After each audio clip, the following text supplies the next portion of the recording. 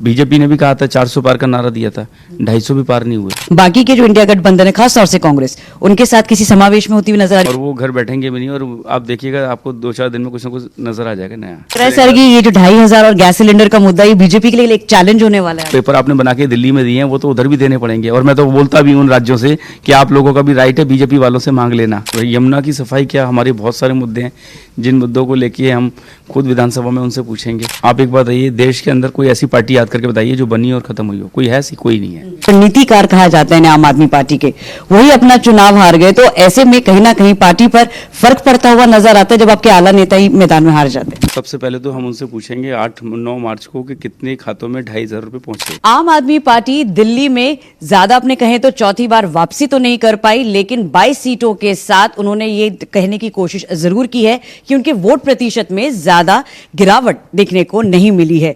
जो 22 विधायक जीते हैं वो वाकई अपने आप को काफी खुशकिस्मत समझ रहे होंगे। ज्यादा बातचीत करने के लिए हमारे साथ पटेल नगर से विधायक प्रवेश रत्न है, जो आम आदमी के बैनर से जीते हैं। सर, सबसे पहले तो आपको बहुत बहुत शुभकामनाएं आपकी जीत के लिए। लेकिन सर, मैं आप ये जानना चाहूंगी कि अब 22 सीटों में आपका नाम इसमें एक शामिल है, तो ऐसी चीज जो आप सोच रहे थे कि भाई चौथी बार आएंगे, नहीं आ पाए, तो वो 22 जो जीत है ये आपको पूरी लग रही है? देखिए, जो बीजेपी ने जो चीज़ें फैलाई हैं कि 8 मार्च तक हर खाते में 2,500 रुपये पहुँचेंगे। सबसे पहले तो हम उनसे पूछेंगे 8-9 मार्च को कि कितने खातों में 2,500 रुपये पहुँचे। और जितनी भी सीटें आप देखेंगे बहुत लो मार्जिन से गई हैं, और वो भी जो बी टीम काम कर रही थी, कांग्रेस काम कर रही थी, वो आपको पता ही है किस तरीके से।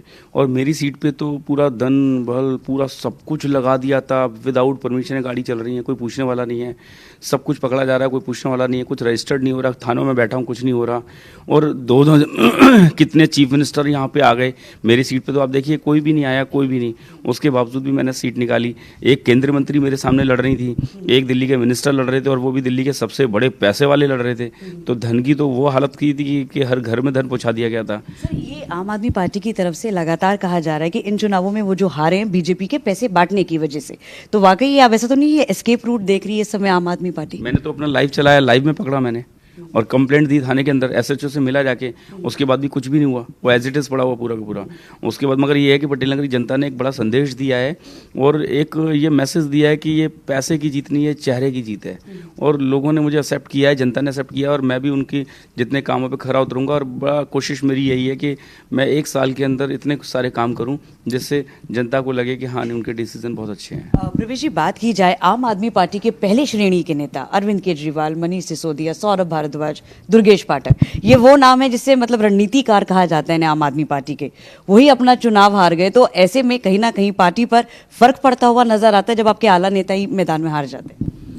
मुझे लगता है, देखिए, राजनीति में सब कुछ संभव है, कुछ भी होता रहता है। और अरविंद केजरीवाल जी वो नाम है जो घर बैठने वाली चीज़ है नहीं, मुझे जितना मैं उनको जानता हूँ, और वो घर बैठेंगे भी नहीं। और आप देखिएगा आपको 2-4 दिन में कुछ ना कुछ नज़र आ जाएगा नया। तो ये आप हमें बता रहे हैं कि कुछ बड़ा नजर आएगा। और जिस तरीके से कल जो केजरीवाल जी के घर पे जितने नए चुने हुए विधायक थे वो सारे तमाम पहुंचे, तो मीटिंग में खास तौर पर क्या ये रणनीति पे आपके तय हुआ है? क्योंकि बीजेपी जो है कई वादों के साथ, नए वादों के साथ दिल्ली में उतर रही है, तो आपकी में ऐसी रणनीति क्या रहेगी? देखिए, आप बीजेपी की फहरिस्त देखिए, इतनी लंबी है। सबसे पहले कि अब बिजली के बिलों पे कैसे, जो लोगों के बिजली के बिल आ रहे हैं उस पर क्या होगा, पानी के बिलों पे क्या करेंगे ये, और जो स्वास्थ्य सेवाएं, स्कूल की सेवाएं, मोहल्ला क्लिनिक है, उन सब पे क्या होगा। और हमारी जो मीटिंग थी, वो मीटिंग यही थी कि आप लोगों ने किस प्रकार से हम लोगों ने काम करना है और जनता के बीच में रहना है, जनता के कामों को करना है। पॉजिटिव चीज़ों पे बातें हुई, नेगेटिव चीज़ों पे ज़्यादा बातें, ऐसा कुछ भी डिस्कशन नहीं रहा। बस हाँ, ये ज़रूर है कि 9 मार्च को हम अपनी सारी महिलाओं बहनों से ज़रूर पूछेंगे कि किस किस खातों में 2,500 रुपये आए।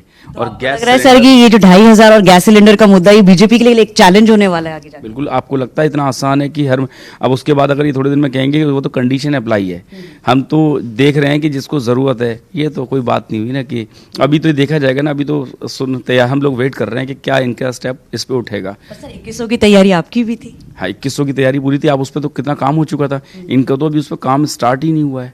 जब काम स्टार्ट ही नहीं हुआ तो कैसे करेंगे उस काम को? और सबसे बड़ा मुद्दा प्रवेश जी, अगर बात की जाए तो यमुना का रहा था अंत के दिनों में, जैसे जो पूरे चरण चल रहा था, तो ऐसे में क्या यमुना की सफाई पर भी आप लोगों का ध्यान रहेगा? बिल्कुल रहेगा। और यमुना की सफाई क्या, हमारे बहुत सारे मुद्दे हैं जिन मुद्दों को लेके हम खुद विधानसभा में उनसे पूछेंगे कि क्या क्या चल रहा है, क्या क्या हुआ, क्या करेंगे ये आगे।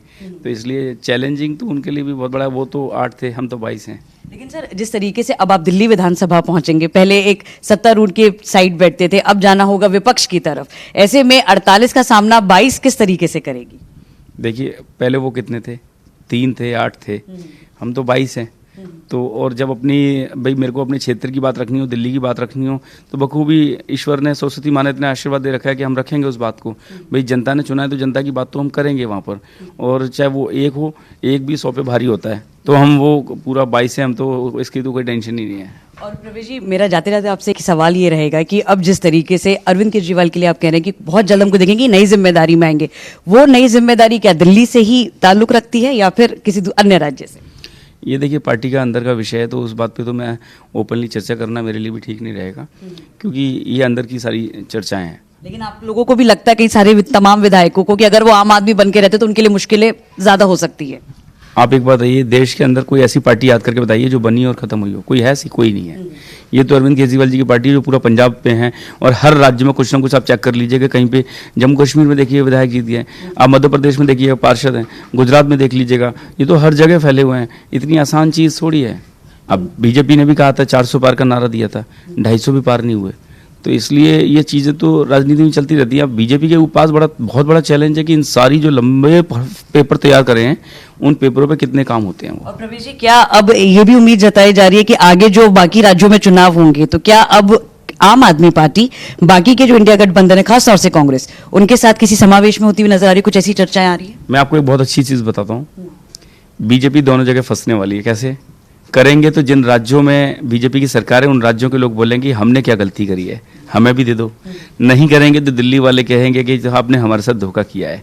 तो ये तो इधर भी फंसे और उधर भी फंसे, क्योंकि पूरे देश में जो सरकारें राज्यों में हैं, भाई उनसे क्या गलती हो गई?